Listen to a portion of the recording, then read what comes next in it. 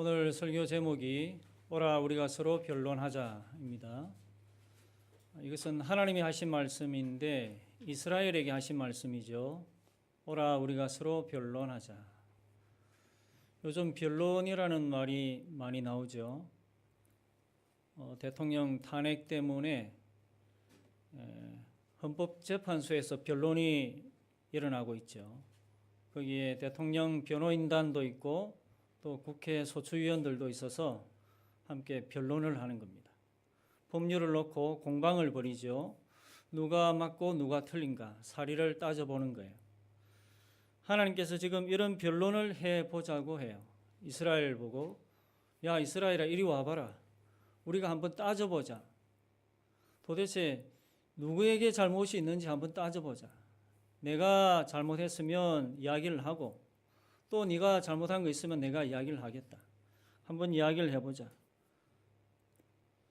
이런 변론에서 이스라엘이 할 말이 있을까요? 없습니다. 왜냐하면 하나님이 잘못한 게 없으니까. 하나님은 일찍부터 이스라엘을 사랑하셔서 애굽에서 종노릇 하던 사람들을 해방시켜 주셨죠. 그리고 또 가나안 땅으로 인도하시고 거기에서 자기들이 짓지도 않은 그 집에서 살게도 해주시고 또 그 이전에는 광야 생활하면서 40년 동안 먹여주시고 입혀주시고 또 보호해주시고 또 이스라엘이 만들지도 경작하지도 않은 그 밭에서 또 과수원에서 농사짓고 또 과일을 또 따먹게 하시고 또 외적들도 물리쳐 주셨어요. 가나안 땅에 정착하고 나서 블레셋이 쳐들어오면 또 물리쳐 주시고 모압, 암몬, 에돔 또 들어오면 쫓아내 주시고 정말 눈동자같이 이제나 저제나 어떻게 될까 다칠까 염려하면서 계속 하나님이 보호하시고 사랑해 주셨어요.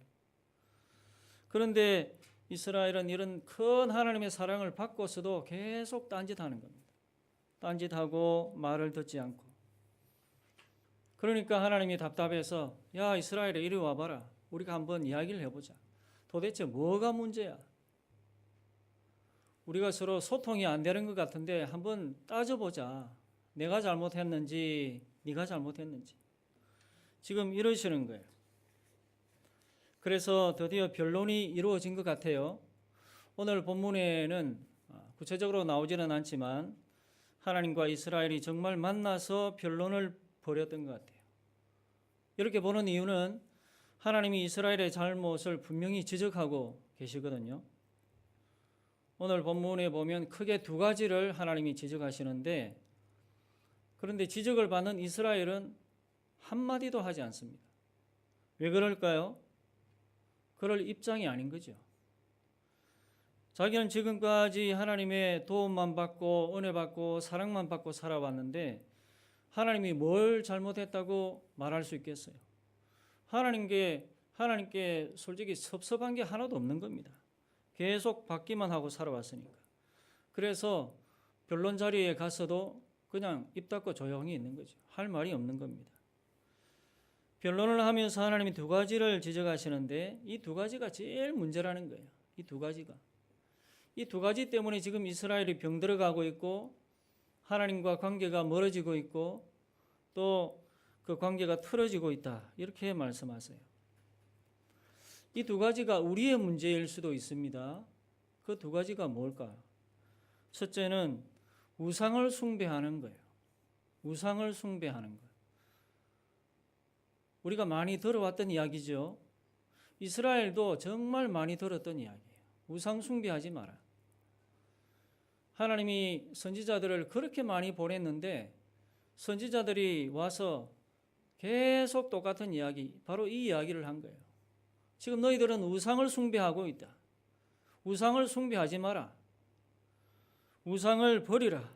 이것 때문에 하나님의 진노가 임한다. 계속 그렇게 선지자들이 이야기를 했어요. 그렇다고 해서 이스라엘이 우상 숭배한다고 해서 하나님을 완전히 버린 것도 아니에요. 하나님도 섬기고 또 우상도 섬기고 이런 식이죠. 안식일이 되고 또 월삭이 되고 절기가 되면 또 그 절기 따라서 제사도 지내요, 하나님께. 그리고 행사도 버리고, 그러면서도 틈틈이 또 우상을 섬기는 겁니다. 우상이 있는 산당에 올라가서 제물 드리고 그 앞에서 향을 피워서 또 복을 빌고, 밤에는 또 어떻게 하느냐? 밤에는 지붕 위에 올라가가지고 하늘을 바라보면서 달신에게 또 복을 비는 거예요. 별신에게 또 복을 빌고, 또 낮에는 태양신에게 복을 빌고, 정말 복이 많이 필요했던 것 같아요. 시간만 나면 복을 빌어요. 이러면서 하나님도 섬기고 우상을 섬기는 이런 혼합 짬뽕 신앙, 이것을 21절에서는 하나님이 창기가 되었다, 그렇게 말해요. 21절에 신실하던 성읍이 어찌하여 창기가 되었는고. 여러분, 창기가 뭡니까? 창녀짓을 하는 기생을 말해요. 술집에서 술을 팔면서 남자들에게 자기 몸도 파는 창녀, 그런 기생, 이것을 창기라고 하죠. 이스라엘이 지금 이런 창기가 되었다고 말하는 거예요, 하나님이. 정말 쇼킹한 일이죠. 이 말은, 이 말 그대로 정말 이스라엘 여자들이 다른 나라 남자들에게 술 팔고 몸을 파는 창녀들이 되었다, 이런 말이 아닙니다. 또 혹은 이스라엘에 정말 술집이 많다는 이야기도 아니고 이스라엘 여자들이 다 창녀가 됐다, 이런 뜻도 아니에요.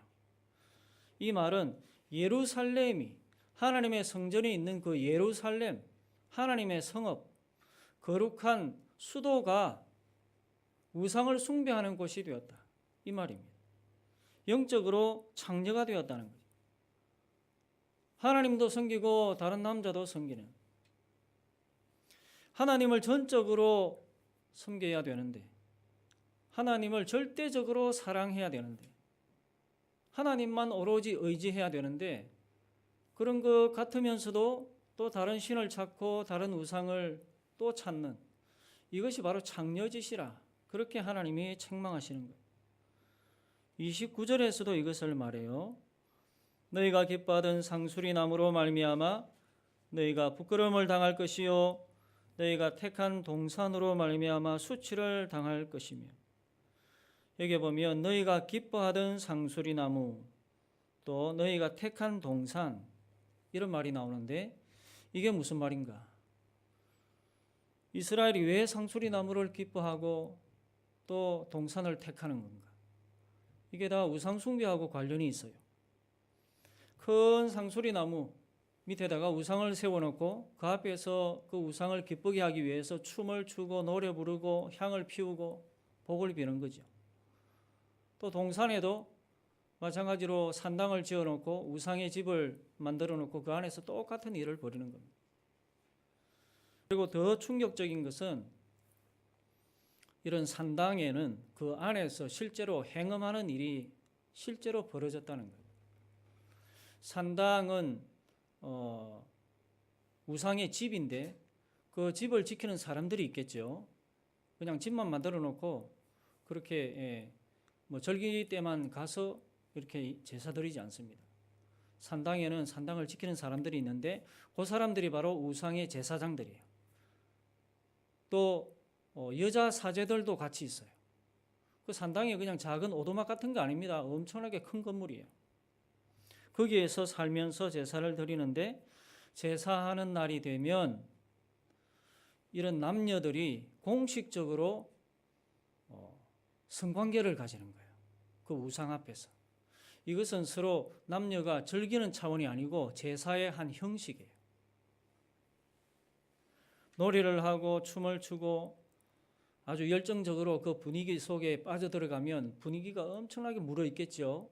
그러면은 그 분위기에 마취가 좀 됐을 때 남녀가 이런 관계를 가지면은 바알과 아세라가 하늘에서 이것을 보고 하늘에서 자기들도 그렇게 한다는 거예요. 쉽게 말하면 이런 방식의 제사가 신을 흥분시키는 거예요. 그래서 바알과 아세라가 하늘에서 만나서 성관계를 해서 거기에서 나오는 게 바로 비다. 그래서 하늘에서 비가 내린다. 이런 식으로 생각을 했어요. 지금 우리가 생각을 하면 진짜 변태적이고 엽기적이죠.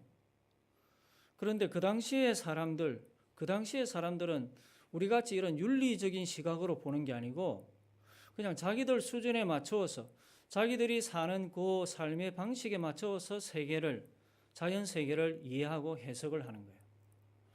그러니까 우리가 보기에는 아주 이상한 제사 방식을 만들어내는 거죠. 그런데 이게 가나안 땅에만 그런 게 아니고 가나안 땅 주변에 있는 거의 모든 나라들에 이런 제사가 다 있어요. 특별히 비가 잘 안 오는 지방, 중동 지방에는 모든 나라가 다 이런 식으로 제사를 드린다고 보면 돼요. 이스라엘이 가나안 땅에 들어가서 이걸 배운 겁니다. 이걸. 좋은 걸 배웠죠? 멋진 걸 배웠죠? 아니에요. 아주 나쁜 걸 배웠어요. 창녀짓을 하는 걸 배웠어요. 하나님이 지금 이걸 지적하시는 거예요. 너희들은 지금 창녀가 되었다. 하나님의 아내 이스라엘이 창녀가 되었다. 너희들은 나를 사랑하지 않는다. 다른 남자를 사랑한다. 너희들은 지금 바람이 났다. 여러분, 이 우상이 예뻐서 이스라엘이 그 짓을 했을까요? 바알이 정말 잘생기고 아세라가 정말 예쁘기 때문에 이스라엘이 이런 우상을 섬겼을까요? 아닙니다. 힘이 있다고 하니까, 능력이 있다고 하니까, 그렇게 빌면 하늘에서 정말 필요한 비를 내려준다고 하니까, 자기들의 소원 들어준다고 하니까 그 앞에 가서 머리 숙이고 또 향을 피우는 거죠. 우상의 핵심은 이거예요. 뭘 세우고 안 세우고가 아닙니다. 절에 있는 부처는 우상이고 우리 마음속에 있는 욕심은 우상이 아니고 이게 아니에요. 절에 있든지 우리 마음에 있든지 어디에 있든지 내가 힘으로 삼고 내가 의지하는 것, 내가 하나님보다 더 끌리는 것, 좋아하는 것, 사랑하는 것, 그 모든 게 다 우상이에요. 여러분, 오늘날 우상 중에 최고의 우상은 무엇일까요? 돈이죠. 돈. 만모니즘. 만몬이라는 것은 돈, 재물 혹은 돈과 재물의 신, 이걸 말해요. 만몬. 그래서 돈을 최고로 여기고 돈을 주인으로, 진짜 돈을 주인으로 여기는 그런 사람의 인생관, 세계관을 만모니즘이라 그래요. 만모니즘. 예수님도 말씀하셨어요. 사람이 두 주인을 섬기지 못할 것이니 너희가 하나님과 재물을 겸하여 섬길 수 없느니라. 두 주인이 있다는 거죠. 사람들한테는 반드시 두 주인이 있다. 하나는 하나님이시고 다른 하나는 돈이다. 다른 게 아니고 돈이다, 돈. 우리는 누가 주인입니까? 하나님이죠. 하나님을 섬기지 않는 세상 사람들은 누가 주인일까요? 이런저런 이야기를 할 수 있겠지만 결국은 돈이에요. 재물입니다. 요즘 대통령 선거를 앞두고 경쟁이 치열하죠. 그런데 이때만 되면 꼭 제일 뜨거운 화두가 경제입니다. 경제. 누가 경제를 살릴 수 있는가? 누가 경제 전문가인가? 경제가 죽으면 다 죽는 것 같이 이야기하고 경제가 살면 다 사는 것 같이 이야기하는 게 정치인들이에요. 물론 경제가 중요하긴 하지요. 경제가 무너지면 모든 삶이 다 피폐해집니다. 그것은 맞아요. 하지만 경제가 좋아진다고 삶의 질이 높아질까요? 결국은 삶의 질 아닙니까? 삶의 질을 높이기 위해서 경제 문제를 해결하려고 하는 거잖아요. 그런데 진짜 소원대로 경제 문제가 해결된다. 우리 주머니에 돈이 많이 채워진다. 그러면 삶의 질이 높아질까요? 진짜 삶이 풍요로워지고 고상해지고 고매해지고 인간답게 그렇게 사라질까요? 결코 그렇지 않습니다. 물론 어느 정도는 도움이 되겠죠. 돈이 없는 것보다는 많으면, 통장에 돈이 많고 주머니에 돈이 많으면 여유가 생기죠. 마음의 여유가 생기는 건 맞아요. 그런데 그 여유가 진짜 삶의 질이냐 하는 겁니다. 더 근본적인 게 있죠. 더 근본적인 거. 우리 인생의 삶의 질을 결정하는 더 근본적인 것.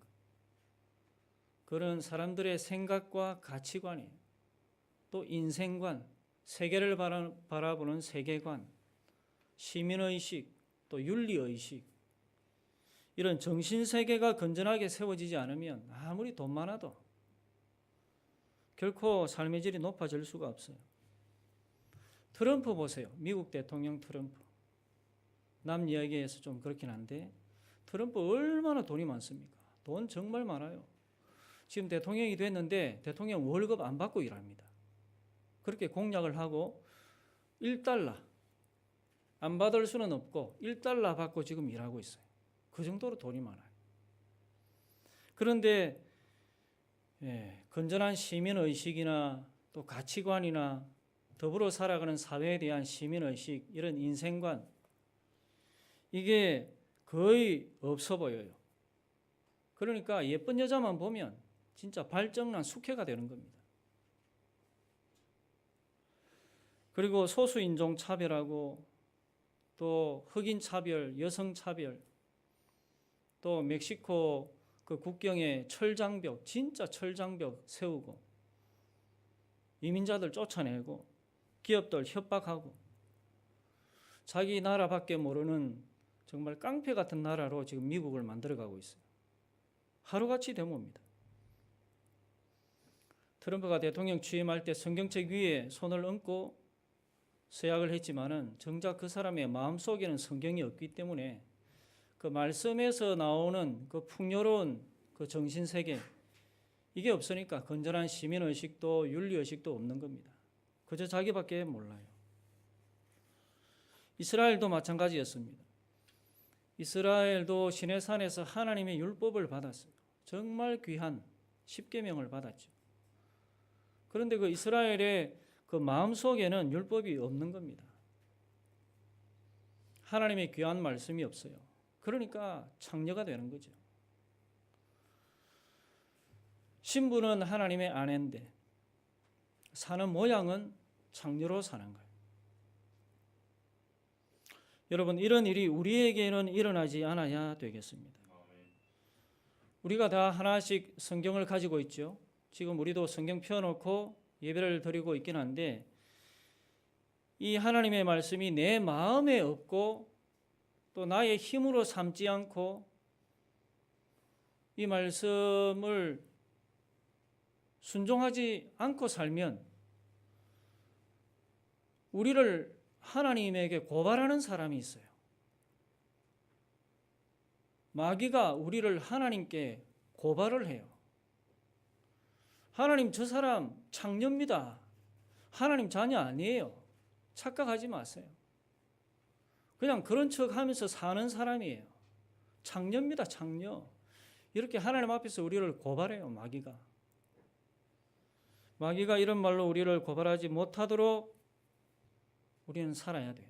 하나님만을 전적으로 주인으로 섬기고 또 예수님을 전적으로 절대적으로 사랑하고 말씀에 오로지 순종하는 그런 삶을 살아야 됩니다. 그래야 누구도 우리를 고발하거나 송사하지 못해요. 두 번째로 하나님께서 변론하시면서 지적하시는 게 있는데 그것은 높은 자들이 타락했다는 거예요. 높은 자들이 타락했다. 언제나 높은 자들이 문제지요. 높은 자들은 권력을 가지고 있어요. 높다는 말은 권력을 의미하지요. 그 사람이 사는 집이 높은 데 있어서 높은 자다, 그렇게 말하는 것도 아니고 또 그 사람이 키가 크기 때문에 높은 자다, 그렇게 말하는 것도 아니죠. 권력이 있기 때문에, 권세가 크기 때문에 높은 자다, 그렇게 우리가 불러요. 그런데 이런 높은 자들이 부패하고 타락하면 막을 길이 없습니다. 누가 막을? 백성들이 막습니까? 못 막습니다. 힘이 없어서. 높은 자들이 그 권력 가지고 밟아버리면 찍소리도 못하고 입 닫고 사는 거죠. 지금 특검에서 조사하는 것도 이것 아닙니까? 우리나라의 사회의 높은 자들이 그 권력을 이용해서 사적으로 부당한 이득을 취한 것 있는가 없는가 그거 조사하는 거죠. 뇌물 주고 특혜 받았는가 안 받았는가 그거 지금 조사하는 겁니다. 지금까지 나온 내용을 보면 권력을 이용해서 자기 사람 심고 마음에 안 드는 사람 쫓아내고 또 예술인들 탄압하고 조금이라도 정부 비판하는 그런 낌새가 보이면 지원 잘라버리고 그런 일을 다 했어요. 그게 바로 블랙리스트 아닙니까? 이런 사람들 지원하지 마라. 더 조사해봐야 알겠지만은 정말 우리 사회 깊이까지 이 높은 자들의 부패와 타락이 드리워져 있어요. 이스라엘 안에도 높은 자들이 있었습니다. 제사장들, 또 서기관들, 재판관들, 장로들, 방백들. 그런데 이런 사람들이 또 부패하고 타락했어요. 율법을 따라서 살면 타락할 일이 없을 텐데 하나님의 말씀 내팽개치고 자기 배 채우기 위해서 그렇게 사니까 나라가 무질서하게 되는 거죠. 백성들 사이에서도 억울한 사람들이 자꾸 생겨나고 그 사람들이 하나님을 향해서 자꾸 탄식하고 부르짖고 그러니까 그 소리가 또 하나님께 올라가고 23절을 같이 한번 읽어봅시다. 시작. 내 고관들은 패역하여 도둑과 짝하며 다 뇌물을 사랑하며 예물을 구하며 고아를 위하여 신원하지 아니하며 과부의 송사를 수리하지 아니하는도다. 고관들이 높은 사람들이죠. 물론 이런 사람들 중에도 깨끗하고 바르게 살았던 사람들이 있었을 거예요. 하지만 전체적으로 분위기가 부패하고 타락했다는 거예요. 전체적으로. 이 분위기가 굉장히 중요한 겁니다. 공동체에서는. 분위기가 어느 한쪽으로 쏠리면 전체가 그쪽으로 휩쓸리게 돼요. 하나님을 잘 섬기고 이 사회가 경건한 그런 분위기면 또 사회가 그쪽으로 가요. 부패하고 타락한 사람들이 있다 하더라도 정신을 차리고 조심하게 되죠. 그런데 나라나 사회 전체 분위기가 뇌물 받아먹는 분위기고 또 이 죄 짓는 분위기면은 너도 나도 이렇게 하는 게 관례가 그냥 되어버려요. 그래서 평소에 착한 사람도 그런 분위기에 휩쓸리면 타락할 가능성이 아주 높죠. 자기만 독야청청 그렇게 있다가는 손해보고 바보 소리 들으니까 그냥 적당히 타협하기 시작하는 겁니다. 그런데 우리가 생각하면 어느 사회든 어느 국가든 100% 깨끗한 사람만 사는 데도 없고 또 100% 악한 사람들만 사는 데도 없어요. 그렇기 때문에 분위기가 좌우하는 겁니다. 분위기가 깨끗하면 깨끗한 사람들이 자연스럽게 많아지는 거예요. 분위기가 죄 짓는 분위기면 또 죄 짓는 사람들이 많아지는 것이고 교회도 마찬가지입니다. 교회도 따뜻하고 사랑하고 서로 껴안아주는 그런 분위기면은 그 분위기 속에서 사람들도 점점 그렇게 변해가요. 그런데 교회가 냉랭하고 막 이것저것 따지고 지적 잘하고 껴안아주지 않고 그러면은 사람들도 점점 그렇게 변해갑니다. 자꾸 떨어져요. 사람의 인격도 성품도 그렇게 바뀌어가고. 그래서 이 교회 분위기, 사회 분위기 정말 중요한 거예요. 나라든 교회든 높은 자들, 하나님께서 높은 사람들을 세우신 이유가 바로 이런 분위기를 만들어가는 역할이죠. 다른 역할이 아니에요. 그 높은 권력 또 그 높은 직임을 가지고 사회 분위기, 나라의 분위기, 교회의 분위기를 만들어가야 하는 거예요. 그것이 바로 높은 자들의 할 일이에요. 그런데 성경에서는 뭐라고 말하는가? 성경에서는 하나님의 자녀들, 예수님을 믿는 우리 모두가 다 높은 자들이다. 이런 말씀을 하는 거예요. 정말 놀라운 이야기죠. 우리 모두가 다 높은 자들이다. 세상에서 높은 자들이 아니고 하나님이 보시기에는 하나님의 자녀들이 예수님을 믿는 사람들이 높은 자들이다. 진짜 높은 자들이다. 그렇게 말씀하시는 거예요. 야고보서 1장 9절에 낮은 형제는 자기의 높음을 자랑하라. 이런 말이 있습니다. 낮은 형제는 자기의 높음을 자랑하라. 사회에서 낮은 형제, 세상적으로 지위가 낮은 그런 사람이라도 이제는 예수님 안에서 높게 변했으니까, 왕 같은 제사장이 되었으니까 그 높아진 것을 자랑하며 살아라. 그런 말입니다. 그래서 우리는 우리 자신을, 나 자신을 너무 육신적으로만 보고 평가하면 안 됩니다. 육신적으로만. 이제는 우리가 영으로 사는 사람들 아닙니까? 그래서 영적인 시각으로 자기 자신을 계속 바라봐야 돼요. 나는 하나님의 자녀다. 나는 예수의 사람이다. 나는 복음의 사람이고 새 생명을 받은 사람이다. 내 안에 성령께서 내주하신다. 이런 높은 위상을 가지고 또 생각을 하고 그렇게 살아가면 함부로 살 수가 없어요. 정말 그런 가치관 또 정신 사고를 가지고 살면 높은 자답게 내 삶이 변하고 행동이 바뀌게 되는 것이죠. 그렇기 때문에 우리가 다른 데서 높은 사람 찾지 말고 바로 나 자신이 하나님 앞에서 높은 사람이다. 내가 진짜 높은 자다. 이런 높은 위상, 자부심을 가지고 살아야 돼요. 그리고 어디에서 무엇을 하든지 높은 자답게 그곳의 분위기를 믿음의 분위기로 또 하나님을 섬기는 분위기로 이렇게 만들어가는 그런 사람들이 우리가 되어야 하겠습니다. 우리 모두가 오늘 말씀대로 마음에 있는 우상을 다 버리고 또 높은 자답게 살아가는 은혜가 우리 모두에게 있기를 주님의 이름으로 축복합니다.